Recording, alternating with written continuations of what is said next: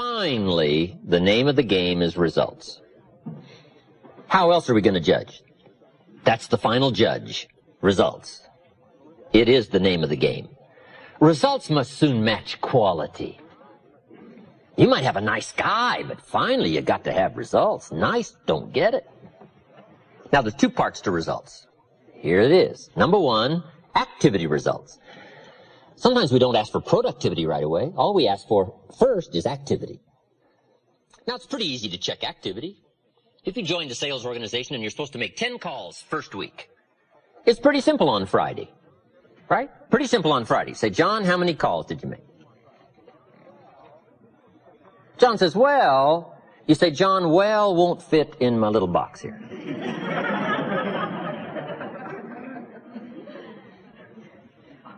And John starts on a story. And you say, John, the reason I made this box so small is so a story won't fit.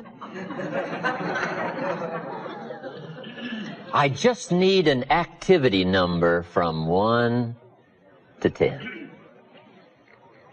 Now, if the results on activity first week are not good, those have got to be signals, clues. Now, you might try another week.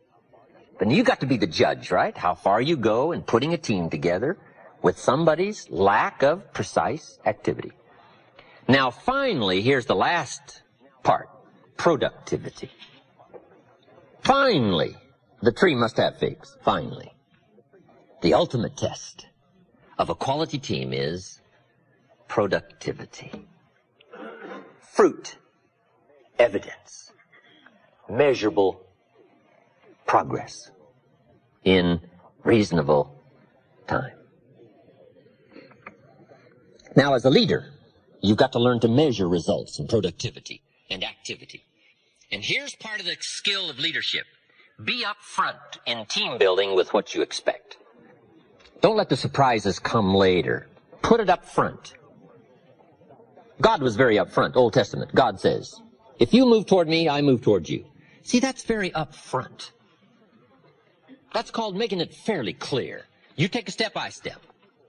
Now, I only ask you to take human steps. I take God steps, you take human steps. But you got to take a step. Because here's how else it reads. You don't move, I don't move. You say, well, that's arbitrary. Well, when you're God, you can set it up that way. When you get your planets, you can set it up however you want to. This one is set up. I got a good philosophical statement for you. Life was designed to respond, to deserve, not to need. On this planet, it doesn't read, if you need, you will reap. No, it reads, if you plant, you will reap. You say, well, I really need to reap. Then you really need to plant. Life wasn't designed for the needers. Life was designed for the planters. Life doesn't respond to what we need. Life responds to what we deserve by activity, belief, faith, action, movement. You gotta take a step. So one of the things to make clear when you're bringing somebody on board is say, Mary, if you step, we do these things. If you take 3 steps, we go this, this, and this, and this. And if you do this, we do all of this. But if you don't move, we don't move. It's very important to make it clear. Why? Because everybody needs to pay. Everybody needs to pay. Even if the payment is only token, it has to be paid. Because life responds to deserve, not need. Fascinating study. Here's one of the clues to leadership. Learn to work with the people who deserve it, not the people who need it. Now, we're talking team building now. We're talking winning a championship. We're talking putting together an enterprise. And the key to leadership is teach people how to deserve it. Teach them how to take the steps. Teach them how to make the moves. And we only ask for token moves. We only ask for limited activity. We only ask for steps in the right direction. But without the steps, we have no promise. So this is one of the most important things you can do for children, is to teach them how to deserve good things, how to deserve the favors, right? You got to pay the price. Price is how you deserve it.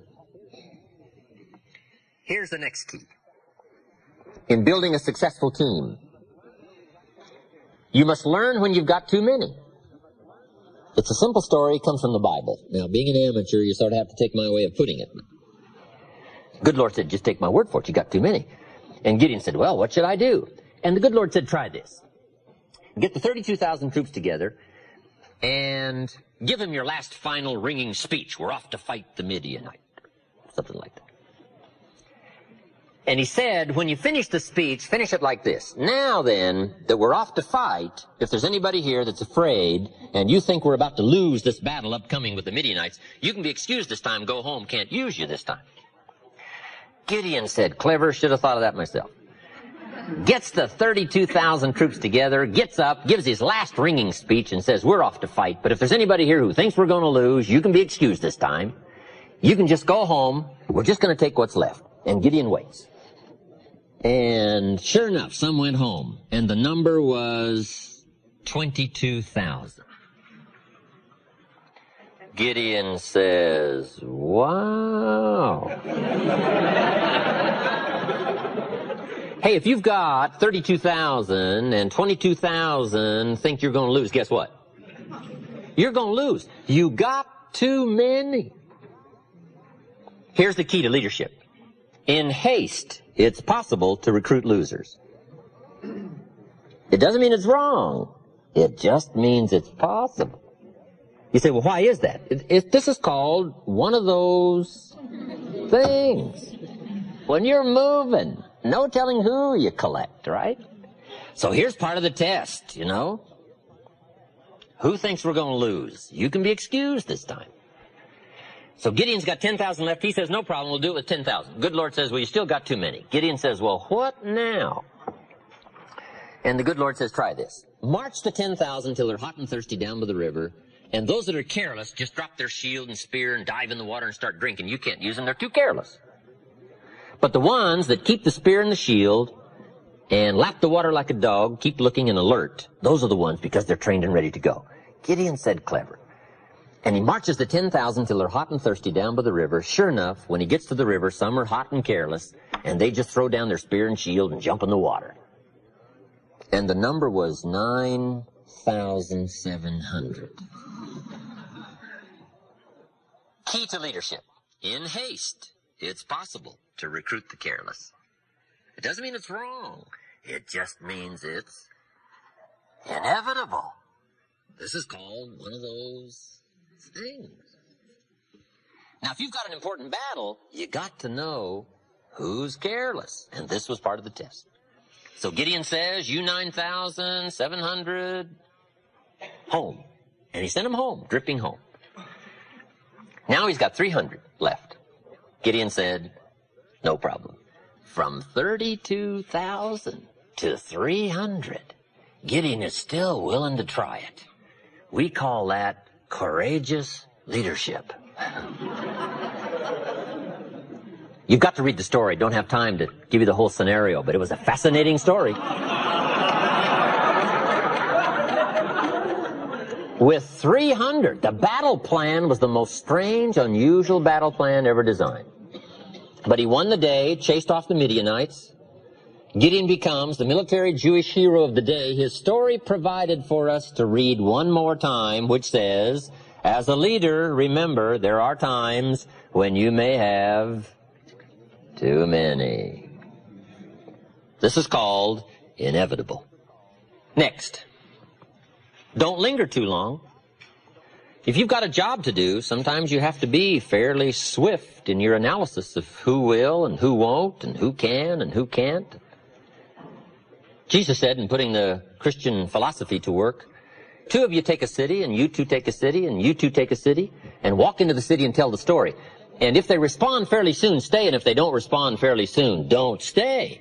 He advised them to leave the city that didn't respond fairly soon. So you got to put some time. Now, you got to be a judge of how much time you give someone to respond or something to respond. This is part of the unusual skill of leadership, learning time dimensions, how much time to give. But Jesus was fairly clear, said, don't stay too long. If the city doesn't buy the story, he said, leave. And I think the reason was fairly clear. There are too many cities that will to linger with those who won't. It's called the law of averages.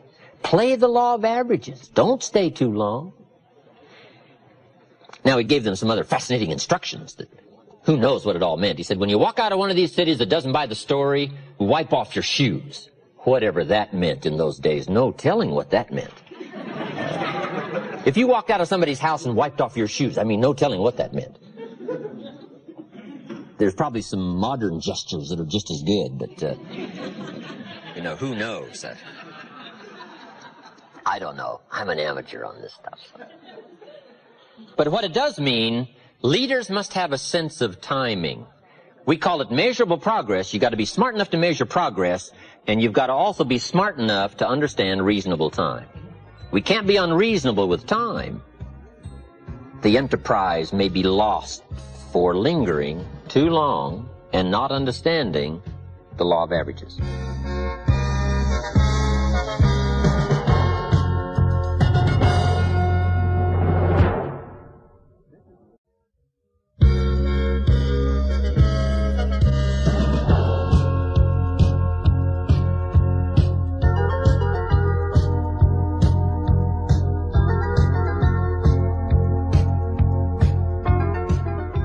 Here's the last part.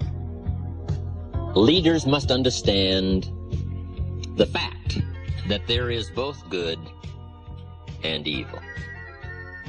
It's part of the life scenario to understand good and evil. And however you wish to describe good and however you wish to frame your ideology of evil, there are a lot of ways to put it. For some people, evil is too strong a word. I don't know. This is part of your own philosophical conclusions that you have to come to in trying to evaluate this earthly struggle. Evil, good, tyranny, liberty, sickness, health, winning, losing, life, death, opportunity, tragedy. It's part of the life scenario. And part of it is described in rather philosophical terms on a fairly higher plane called the Great War between good and evil. Now, here's part of the scenario. When the Founding Fathers put this country together, they said, we want maximum liberty and minimum law, but we do have to have minimum law to restrain that mysterious dark side of our nature. Because sure enough, even though we've got a good thing going called America, there are probably some people who are not going to run by the rules. So not only will we build some cities, we probably better build some jails. Why? Just to be bright enough to understand this clash, this scenario of good and evil. And all good leaders must understand this clash, this scenario, however you wish to describe it, whatever terms you wish to call it. We must understand it. Now, here's part of the understanding. Some people have sold out to the evil side for whatever reason. You don't have to spend much time with why. All you have to do is spend time with who. I went to my 30th year class reunion a few years ago. Little small village, right, I grew up in. There was only about 150 in the graduating class. And after 30 years, almost half of the graduating class was at the reunion, which was pretty good. We had a 2-day celebration. I'm master of ceremonies. On the second day, we had a little moment to remember those who had deceased. I think there were 8. And I knew them all, so I gave a little scenario, a little story about each one. And then we took time, just a little moment of silence to remember, because some of them were very, very unique human beings, but they were gone.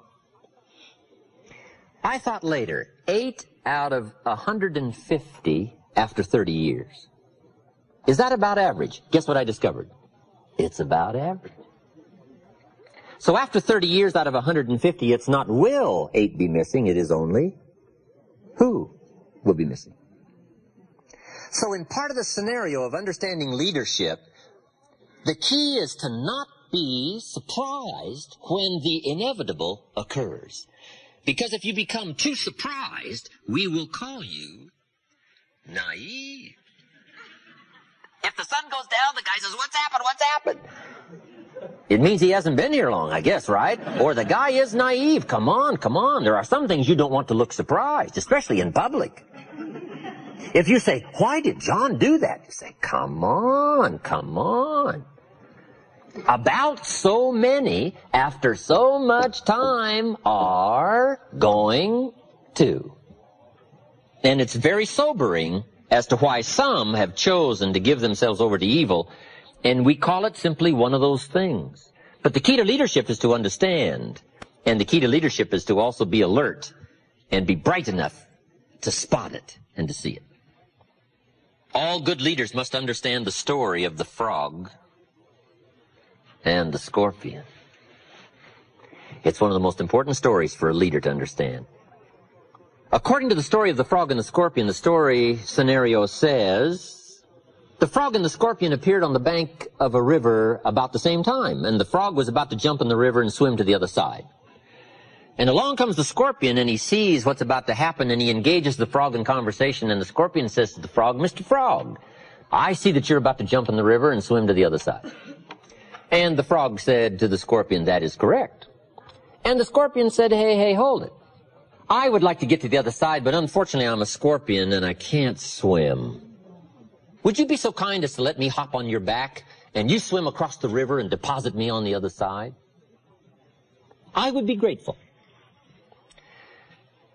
And the frog looked at the scorpion and said, "No way." The frog said, "You're a scorpion, and scorpions sting frogs and kill them." He said, "I'd get out there halfway with you on my back and you'd sting me, and I'd die. You think I'm crazy? No way." The scorpion said, Hey, hold it. With your frog brain, you're not thinking. If I was to sting you out there halfway, sure, you'd die and drown, but so would I, since I'm a scorpion and I can't swim. That'd be kind of foolish. So I'm not about to do that. I just want to get to the other side. The frog thought over that reasoning and said, "That makes sense, hop on." And according to the story, the scorpion hops on the frog's back, they start across the river, and sure enough, halfway across the river, the scorpion stings the frog. They are now both about to go down for the third time. The frog cannot believe what happened.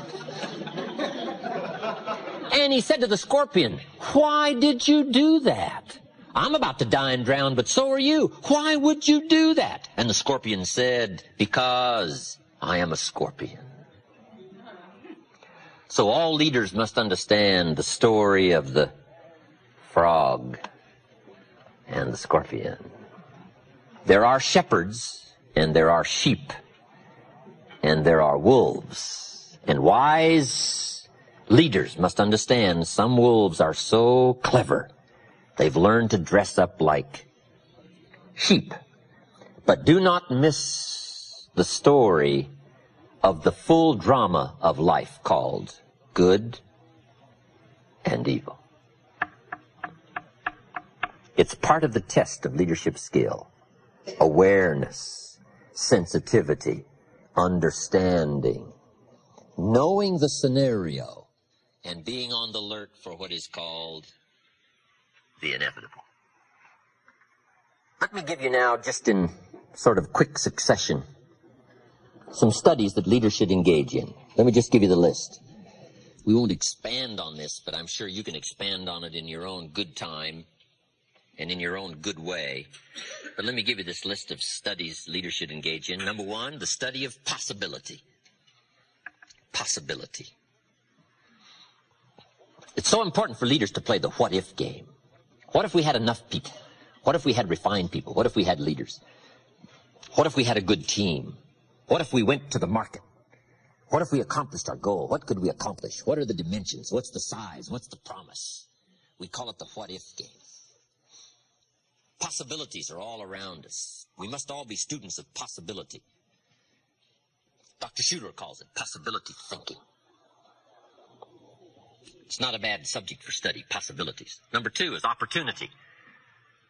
Leaders must always be conscious and aware of the expanded potential for opportunity. And sometimes opportunity is closer than you think. The next subject of study is ability. Leaders must be good students of ability, their ability, and the people that are in their charge, their influence, their ability. Sometimes it's easy to have somebody right close to you and you've never discovered all of their talent and their potential. I discovered a young man in Canada, Harold Dyke, many years ago. He worked for the railroad. I think he was making about $300 a month. He'd been there 10 years. Now, this was a long time ago. But I discovered him. He became a good friend of mine. And I recruited him. And he joined my company, joined my business. The second year he was with me, he made $45,000. And now he's a leader in the community, and he's gifted and skillful, and he's financially independent, and he's a unique gentleman. Now, the railroad had him for 10 years. And they didn't know who they had. They didn't have this in-depth survey of trying to find the people that are right close around who may have some unusual gifts and capacities that nobody has yet discovered. So leaders must be students of ability and find ways to uncover somebody's unusual ability that may have been there for a while. And you've just got to find a way to uncover all of that. Part of the key to leadership. Subject number 4, inevitability. All of us should be students of inevitability. Without kidding myself, if I keep up my current daily practices, where will it take me in 10 years without being disillusioned? I don't want to just cross my fingers and walk the wrong road. I got to learn to look into the future called inevitable. Inevitability is being 200 feet from Niagara Falls in a little boat with no motor and no oars. It's called, it's over. Now, the key to that tragic story and scenario is, what a tragic place to find yourself. If somebody would have painted you this scene when you were still upstream and painted the roar of the falls in your mind and would show you what a tragic place it is, you might not have drifted this far into what we call now the inevitable. We've got to help people by painting the roar of the falls long before they get 200 feet in a little boat with no motor and no oars. You say, well, the roar of the falls is a long ways off. Yes, but the people that are around you are drifting. And by perception, you've got to see it. And you've got to level, and you've got to speak the truth so that you can give them alternate choices while there are still alternate choices. It's called the gift of leadership, helping people in life change, career change, helping people in thinking change, helping people with attitude change, to paint the inevitable. It's a key to leadership.